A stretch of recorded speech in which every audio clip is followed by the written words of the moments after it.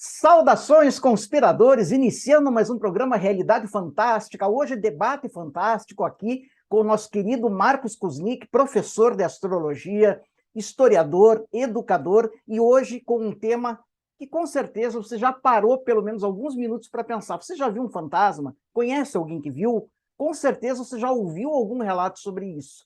Esse é o assunto do nosso programa de hoje. Lembrando sempre que convidamos você a se inscrever no canal, deixar o seu like e acionar o sininho. Isso é muito importante, gente, para nós, como produtores de conteúdo. Vocês não fazem ideia. Então, obrigado de coração. Vamos lá. Marquinhos, meu bom amigo, você já viu um fantasma?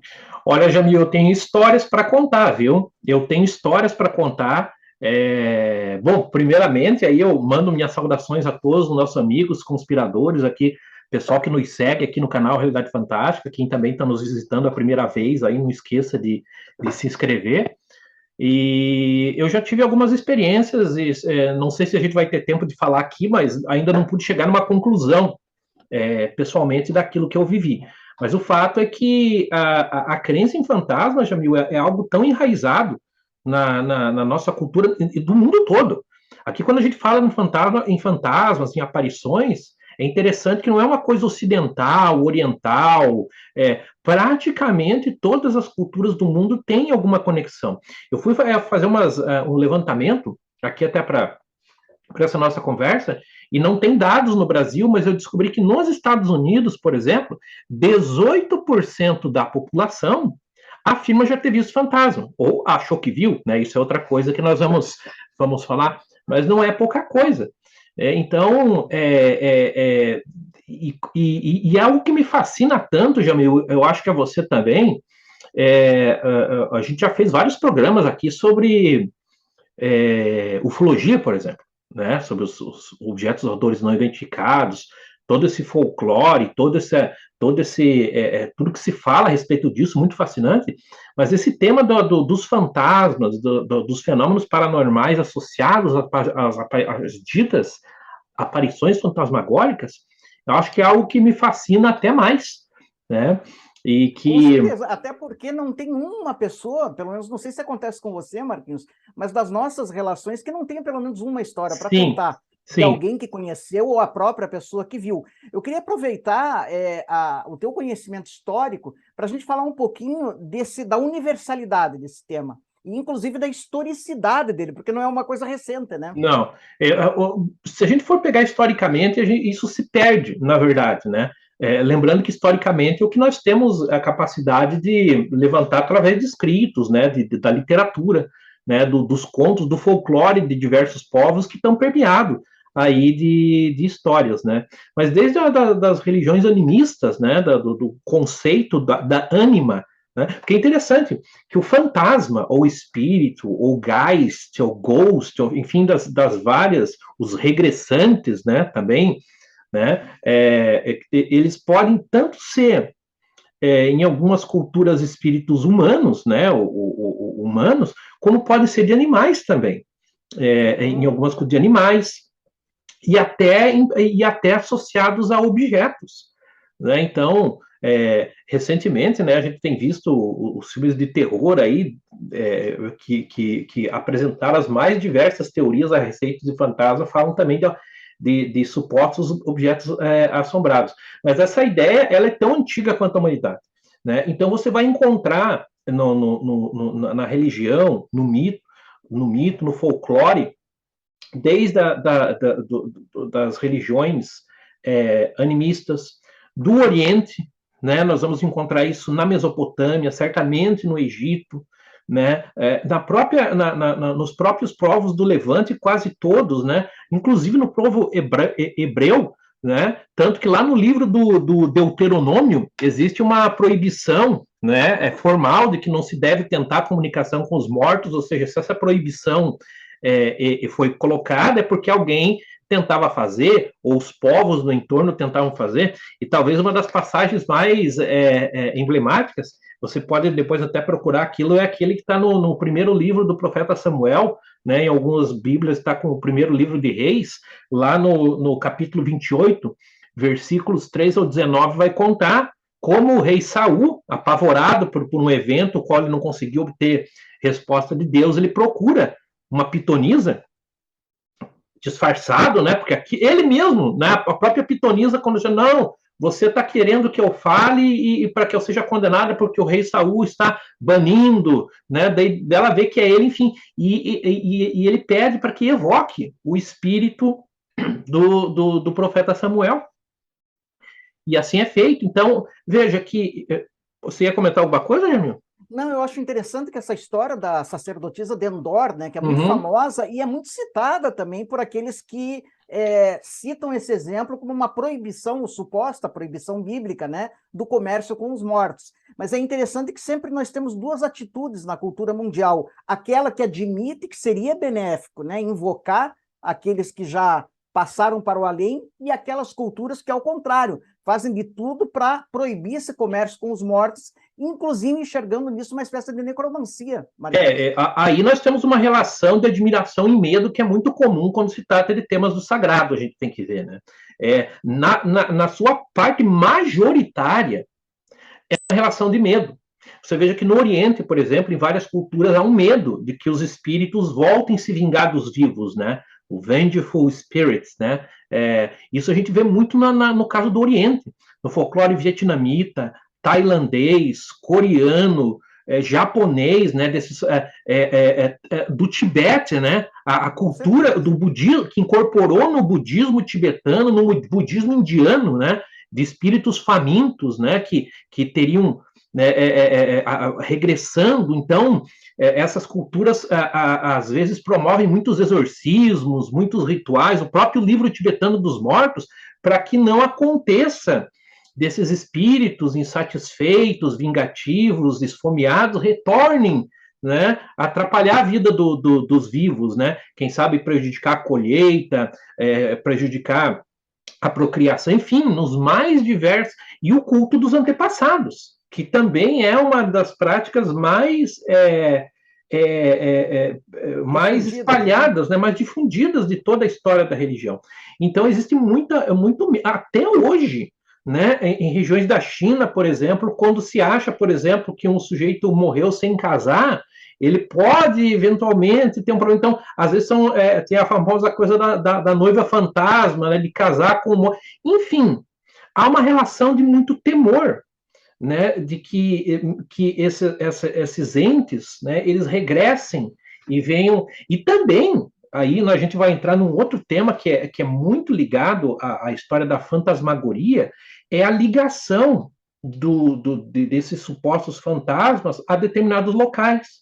Né? A ideia de que o espírito, né, uma vez não podendo prosseguir sua viagem, ele fica conectado a uma determinada região, espiando, vagando, né, penando, né? A própria palavra penar significa pagar, né?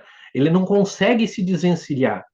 E às Agora é vezes, interessante isso que você citou, você lembrou muito bem, com mestria, as culturas orientais, algumas delas que têm verdadeiro pavor com o comércio, com os sim, mortos, né? Você citou o caso dos ashras, dos pretas, que são dos butas, que são termos em sânscrito para espíritos desencarnados, elementais, que devem ser afastados, não invocados. No caso do Bardo Todol, né, que é o livro tibetano dos mortos, eles têm todo um rito que, salvo engano, se eu lembro bem, leva 49 dias para você convencer o morto, primeiro, que ele está morto, e segundo, que ele tem que prosseguir, não tem que sim, ser invocado. Tem até uma anedota, Marquinhos, no livro tibetano dos mortos, que o medo era tão grande, supersticioso dos tibetanos, né, que o lama lá estava fazendo as suas orações e seus exorcismos para que o falecido lá da casa se desligasse, né, e ele, inclusive, contou algumas mentiras para o falecido. Olha, fulano de tal, o negócio é o seguinte: você não tem nada que fazer aqui. Sua mulher morreu, seus filhos estão presos, sua casa pegou fogo, não tem nada que você fazer aqui. Siga seu caminho para a luz, né, para a clara luz. Tal é o medo e o pavor. Você lembrou bem do culto dos antepassados, né, de honrar os antepassados, mas não necessariamente invocá-los. Mas agora eu te pergunto, Marquinhos, a questão da fantasmasofia, que ela é muito difundida e encontrou, inclusive, estudos científicos, principalmente no final do século XIX, com a Sociedade de Pesquisas Psíquicas, né, Society of Psychical Research, que estudaram fenômenos até muito bem documentados de aparições ou de espíritos penantes. Como é que é isso? A questão é o seguinte, né? Se a gente for pensar em termos de fantasma, é um assunto que toca numa questão tão fundamental do ser humano, que é a sobrevivência do pós-mortem, que ela acaba estando impregnada em todos os aspectos da cultura. Né? Se a gente for ver, hoje, se a gente pegar o mainstream da ciência, vai dizer que, não é que, vejam, aí as pessoas têm que às vezes entender como a coisa funciona. A ciência diz, olha, nós não temos nenhum indício de que fantasmas existam. É diferente de dizer não existem, é uma outra, é o mesmo problema da ciência e Deus, por exemplo. Né? A ciência, pois olha, nós não temos nenhum indício de que exista, mas também não estamos afirmando que não existe. No caso da fantasmagoria, é claro, nós sabemos que é uma coisa tão complexa, e desde o início, né, a gente vai ver que isso tá, quem já teve essas experiências, né, eu já as tive em várias ocasiões, a gente vê que o medo, né, ele nos faz, assim, efetivamente preencher essas lacunas da nossa cognição com os fantasmas da nossa mente. Então, estados alterados de consciência, sonolência, medo, muitas vezes até questões relacionadas a algumas pessoas a estados mentais, né, de esquizofrenia, de outras patologias mentais, pessoas que tiveram contato com alguma droga psicoativa, enfim, tudo isso pode induzir a pessoa a achar que está vendo fantasma. Porém, para a questão dos fantasmas e das aparições, vale muito o que a gente tem falado da ufologia. Se nós podemos descartar uma quantidade brutal, 99% de tudo, nós podemos dizer, olha, isso é folclore, isso é lenda, isso é alucinação, isso é imaginação. Mesmo assim, nós vamos ficar com uma quantidade de fenômenos que não podem ser explicados por nenhuma dessas categorias. Inclusive testemunhados e vistos por pessoas que estavam de pleno domínio das suas faculdades mentais e intelectuais. E aí nós vamos entrar numa outra fase. Durante quase toda a história da humanidade, essas histórias foram aceitas ou não, rejeitadas ou não, muitas vezes por dentro da religião. Cada religião lida diferentemente com isso, mas quase todas reconhecem que existe, inclusive o cristianismo, o budismo, o hinduísmo, enfim, até no islamismo, né? Fiquei curioso, né? Como que o Islã lida com isso? Tem também essa questão. Enfim, mas a partir do momento em que a ciência, né, passa a ser uma modalidade de conhecimento que tem que, digamos que, legitimar as coisas, né, a partir do século XVII, XVIII, no século XIX vai acontecer um surto, né, vai acontecer um grande surto de interesse pelos fenômenos ditos paranormais, a maioria deles envolvendo aparições fantasmagóricas. Né? Então, nós vamos ter o famoso caso lá nos Estados Unidos, né? Das irmãs Fox, né? Exatamente, e outros tantos. O que faz com que alguns homens de ciência se aventurem nesse campo e tentem investigar o que aconteceu. E nós vamos ter, na história das pesquisas científicas, desde casos em que hoje, talvez, pelo conhecimento que nós temos, não seja muito fácil por exemplo, esses dias eu vi, vai fazendo um parênteses, um fotógrafo americano, bem no início da era da fotografia, ele se notabilizou, se não me engano, ele estava baseado em Nova York, por tirar fotografia dos mortos. Então, a pessoa sentava lá e falou, olha, eu vou tirar uma foto. Tirou a foto dele, na foto aparecia o pai da pessoa, parece que até a mulher, a viúva do Abraham Lincoln, teve lá, apareceu o Lincoln do lado dela. Assim, obviamente, né, usando isso, aquilo era um truque, mas aqui é interessante que até hoje o pessoal não sabe exatamente como que ele fazia aquela trucagem, né? Um fotógrafo lá. É isso que eu queria que você comentasse, Marquinhos, porque essa é uma época dourada, final do século XIX, Sim. o último quarto do século XIX, quando principalmente o espiritismo, né, como era conhecido na Europa, o espiritualismo, como era conhecido nos Estados Unidos, explodiu, né? Nós tivemos os médiums, os salões, né, mediúnicos, onde as pessoas se encontravam. E o que era mais impressionante é que nesse cenário todo nós tivemos o caso dos espíritos supostamente materializados através de médiums. Evidentemente que grande maioria, como você falou, charlatanismo. Havia casos em que atores se travestiam, né, para entrar nas salas de sessões, né, no escuro, para se passar por mortos. Mas a coisa complica um pouco quando você tem figuras como o William Crookes, né, um grande físico Sim. químico, descobridor do tálio, fez pesquisas em espectroscopia, então não era uma pessoa leiga, né?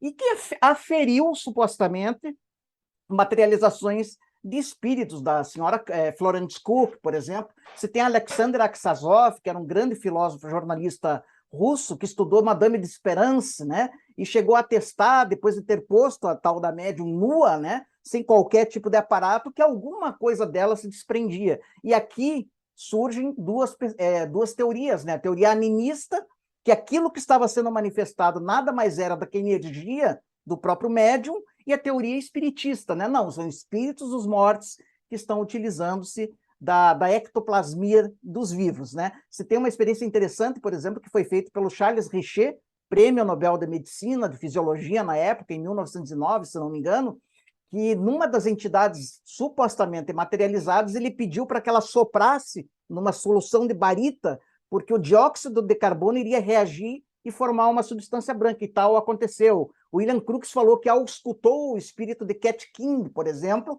e escutou batimentos. Então, são realmente situações que você para pensar. Como é que se enxerga isso? São dois fatores, né? E mais uma vez, a gente não pode, um elimina o outro. Uma questão, gente, é a gente pensar a cabeça das pessoas no final do século XIX. Veja que o fim do século XIX é uma época tão diferente, a chamada Belle Époque, né? A gente chama de Belle Époque essa década, a partir da década de 1870, mais ou menos, fim da Guerra Franco-Prussiana, até o início da Primeira Guerra Mundial, onde é um momento na Europa, na França, na Inglaterra, até na Alemanha, de grande progresso científico e industrial. É alguma coisa assim que talvez só seja comparável, Jamil, ao que aconteceu recentemente conosco com a internet. Então, as pessoas estão espantadas com tanta novidade. Veja, é o motor a combustão, é a eletricidade que faz maravilhas, faz assim. Então, se isso tudo pode acontecer, um carro pode andar sozinho, uma carroça pode andar sem cavalos, né? Por que não pode aparecer um fantasma? Então, veja, as pessoas estão maravilhadas e está havendo muita confusão nesse momento, né? A mesma confusão que a gente faz hoje em dia, né? Que as pessoas fazem com quântico, isso é quântico, as pessoas faziam com eletricidade, por quê? Tudo era novo. Agora, de um outro lado, você vai ter muitas pessoas ganhando dinheiro, supostos médiums que se apresentavam nos salões. Só um minutinho, Marquinhos, eu quero pedir para parar um minutinho agora, você que está nos acompanhando, porque, Marquinhos, não podemos esquecer de um recado que temos sensacional para vocês. Sim. A gente já vai retomar com o tema.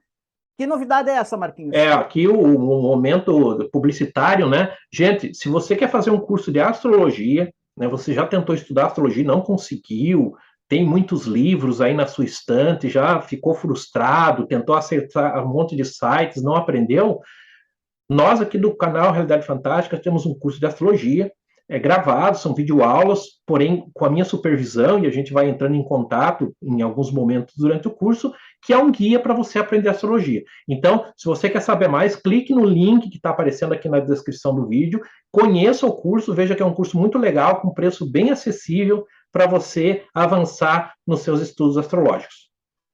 E com certeza, não esquece de acessar também no link da descrição desse vídeo a Academia Realidade Fantástica. Lá você tem uma série de produtos. Mas esse curso de astrologia é a mais recente novidade. E olha, você aprende a ler um mapa astrológico.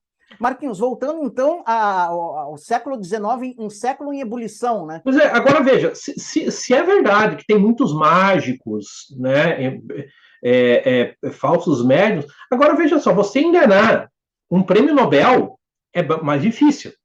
Você enganar um homem como William Crookes, né, são mentes assim muito, muito argutas, né? Então esse interesse é tão grande, gente, que eu vou confidenciar uma coisa para vocês, né? O Jamil sabe, eu tenho aqui meu pequeno laboratório, né? E desde uma coisa que me aconteceu lá no início dos anos 2000, onde eu vivenciei uma experiência assim, eu reavaliei realmente a possibilidade de que esses fenômenos paranormais fossem algo concreto. Como eu tenho uma certa experiência com eletrônica, não sou formado em eletrônica, não tenho formação nessa área, sou só um curioso, mas eu comecei a fazer algumas experiências, né, no sentido até nostálgico, né, muito parecido com o que faziam aqueles cientistas do começo do século XX, final do XIX, né, experiências com alguns equipamentos, né, ainda não concluí, ainda não terminei, são muitos anos, né, pensando, mas assim, é algo que me fascina profundamente, porque aí nós entramos na outra questão, Jamil, que veja, quais são os atributos que são colocados para essas aparições? A gente tem vários relatos.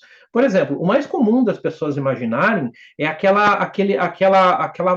algo assim muito muito diáfano, né? Uma figura quase como uma cópia do falecido ou da falecida, né? Feito de uma matéria sutil, translúcida, né? Praticamente flutuando no ar, que são alguns relatos, até outros relatos que dizem que o fantasma não diferia de uma pessoa viva, que se a pessoa não soubesse que era não deveria estar ali, não diria que não é uma pessoa de carne e osso. Muitas vezes as pessoas que descrevem essas situações, elas acabam falando que a aparição ela traz os trejeitos e até as vestimentas, né, características daquela pessoa enquanto viva.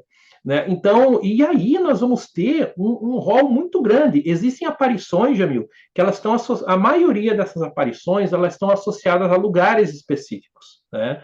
Então, seriam casas onde foram habitadas por muito tempo por aquela pessoa, ou onde foram cometidos crimes, onde, enfim, qualquer evento de natureza emocional muito grande prendeu, isso seria a tese, aquela entidade, aquele local. E existiria...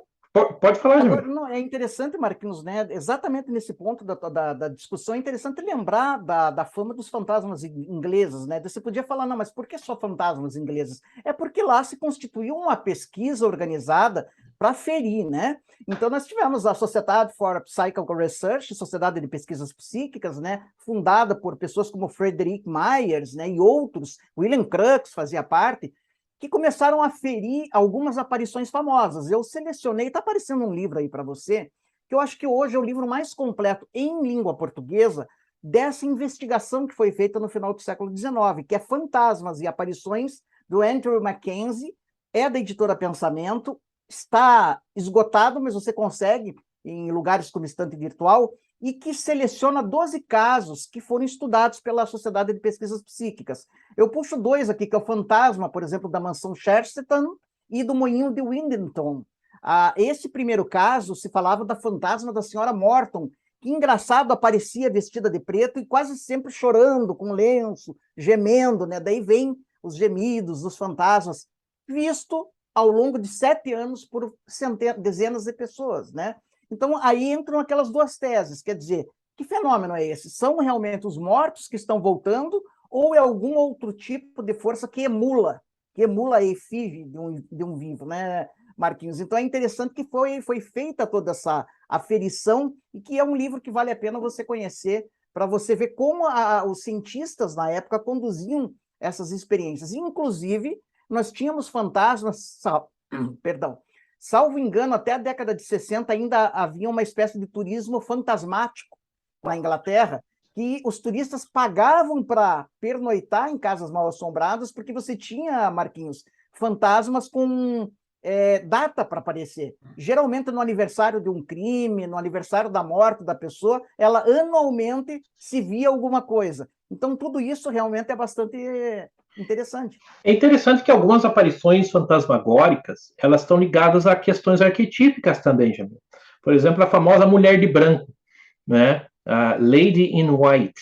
No Brasil, essa aparição, ela tomou forma em várias lendas, como a da loira do banheiro, né? Que claro, é uma lenda bastante útil para desestimular os alunos menos corajosos a ficarem pedindo para ir no banheiro sozinho, né? Eu como professor, né, sei disso, mas também aquela famoso encontro com uma mulher sozinha numa estrada, à noite, ou próximo do cemitério, que muitas vezes esse mesmo motivo, ele se repete em várias culturas, com várias formas. Outra questão que a gente não pode esquecer são dos navios fantasmas, né? Que está ligado muito a essa questão chamada história trágico-marítima, né? O mar tem todo aquele mistério, e um dos mistérios são os navios fantasma. Talvez o mais famoso deles, o holandês voador, né? Que um capitão teria, enfim, cometido uma blasfêmia, alguma coisa assim, e condenado foi, né? E várias pessoas, inclusive um futuro rei inglês, teria visto, né, a aparição do holandês voador. O fato é que esses atributos fantasmagóricos, Jamil, fizeram algumas pessoas continuarem no avanço dessa pesquisa. Quer dizer, se existe isso, será que esses fantasmas têm alguma propriedade, alguma questão que pode ser detectável, que pode ser aferido? Eu sei que vocês podem encontrar vários canais aí no YouTube, vários programas, várias séries dos famosos caçadores de fantasmas, né, que pessoas que se propõem aí nos locais usarem os mais diferentes métodos para tentar detectar fantasmagoria. Com o meu parco conhecimento técnico, eu percebi que muitas dessas tentativas elas só conseguem satisfazer talvez as pessoas que têm menos conhecimento técnico, porque não tem razão de ser. Agora, se a gente for seguir certas teorias, né, Jamil, pensar assim, né, vamos imaginar que no conceito, pelo menos que eu acredito, né, e tenho razões para acreditar em tal, e me parece que também é muito próximo do que você imagina, é aquela questão da remanescência de determinados corpos do ser humano. Né? A nossa amiga Tears uma vez deu uma descrição muito interessante, né, de que nós somos como estágios de um foguete, né? Você sai, você tem esse corpo mais denso, e a partir do momento do desencarne, você vai a sucessivos estágios até que aquilo que representa a nossa essência vai. Um palestrante uma vez disse que a gente pode ver o momento dessa transformação mais ou menos quando você desliga o motor de um carro, que você vê que antes daquele motor desligar totalmente, ele dá uma chacoalhada. E que em alguns momentos parecem representar esse processo. Se nós imaginarmos que essas aparições estão ligadas, né, e que é uma visão diferente, por exemplo, da visão teosófica, que tem uma outra visão. Mas eu imagino que possa haver uma reminiscência anterior, e se essa reminiscência ela interage de alguma forma com o ambiente, talvez ela pudesse ser detectada. Agora, atrás do que nós estamos, não temos certeza. Então, a gente vê nesses diversos tentativas aí de detectar fantasma várias técnicas. Técnicas de filmagem, técnicas de gravação de fitas de áudio, técnicas onde se mede a temperatura de várias partes do ambiente, porque uma das coisas associadas à aparição é a suposta diminuição da temperatura ambiente. Ou seja, existe todo um campo aí de investigação que ainda está aberto para as pessoas que queiram investigar isso, Jamil. Com certeza, Marquinhos. E antes de a gente terminar, claro, não tem como deixar de lembrar também de uma outra coisa que está muito associada à nossa cultura, que é a famosa mesa Ouija, né? Ou a brincadeira do copo, né? Sim. Tão feita por jovens, etc. Até lembro que você, mais Sim, jovem, chegou a fazer, sim, né, Marquinhos? sim. E ali, de fato, né, quando não há fraude, nada, se detecta que há uma força agindo. Mas daí é você afirmar que é um espírito Sim. desencarnado, ou que é o inconsciente coletivo dos participantes, claro que aí existe um leque de pesquisas, né? Nós estamos defrontando, gente, à frente de algo muito mais complexo, por exemplo, que a questão dos UFOs. Aí veja, uma pessoa que tem uma visão do seu pai já falecido, né? Puxa, o que será que está envolvido aí? Medo, culpa, saudade, né? Forças inconscientes. Porém, algumas descrições não levam a outra coisa. Então, como conclusão desse vídeo, eu digo o seguinte: todos os campos do conhecimento, eles merecem ser investigados, né? Com maior lisura e com o menor preconceito possível, né? Com o menor inclusive com preconceito de pesquisa. Eu acho que ainda assim, né, espero que um dia eu possa me aprofundar mais sobre essas histórias, né? Algumas o qual eu mesmo passei e que me fizeram repensar, porque claro, eu acreditava que algo nos transcendia, etc. Nunca tive dúvida. Mas assim, eu sempre eu me perguntava, né? Mas essas histórias de fantasma, etc., será que são verdadeiras? Até com algumas vezes eu me deparei com alguns fenômenos que me fizeram reavaliar isso.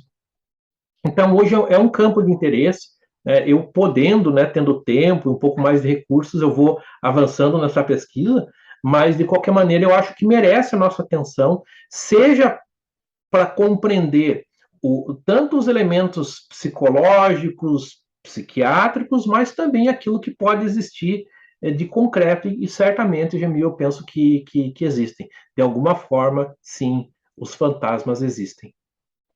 Perfeito. E você, meu amigo, você já viu um fantasma? Conhece alguém que viu? Tem história para contar? Escreve aí que a gente quer saber. A gente tem uma tradição aqui no canal de pelo menos olhar tudo, ler tudo e, na medida do possível, responder tudo. Tenho certeza que você que está me vendo, pelo menos uma história você tem para contar, né? Queremos saber a sua história. Escreve aí que será muito interessante. Lembrando sempre que o mistério está entre nós. Até o nosso próximo encontro.